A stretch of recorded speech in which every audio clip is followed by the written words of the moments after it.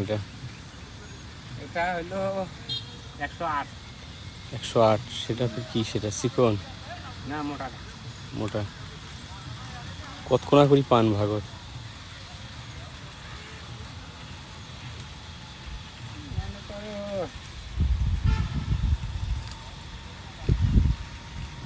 5-6 মিনিটই পাই আর কি। কে 5-6 মণ কে?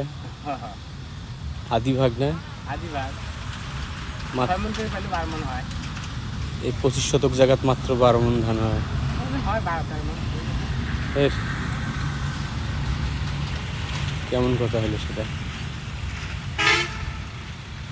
25 মণ, 25 শতকে তো কমপক্ষে 20 মণ ধান হওয়া লাগে। না অত হয় না। বিঘে 22-23 মণ, 24 মণ, 28-25 মণ। তাই নাকি? তা ভুট্টে তো অনেক হয়, ভুট্টে ভুট্টে তো শতকতে মণ, শতকতে মণ। 20 শতকত 20 মণ, বেশিও হয়। ভুট্টের ফলনটা বেশি হয়। তা কি খবর? ছেলের ভুট্টের ছেলের খরচ কম। ছেলের খবর কি আপনার? কোথায় এখন আছে? ঢাকায়? মানে ঢাকায় আছে, আসতে নাই। লেখাপড়া কি শেষ হয় নাই? হয়েছে স্যার। চাকরি বাকরি? আমি খালি পরীক্ষা দিয়ে নাকছে চাকরির জন্য। বিয়ে করছে দা?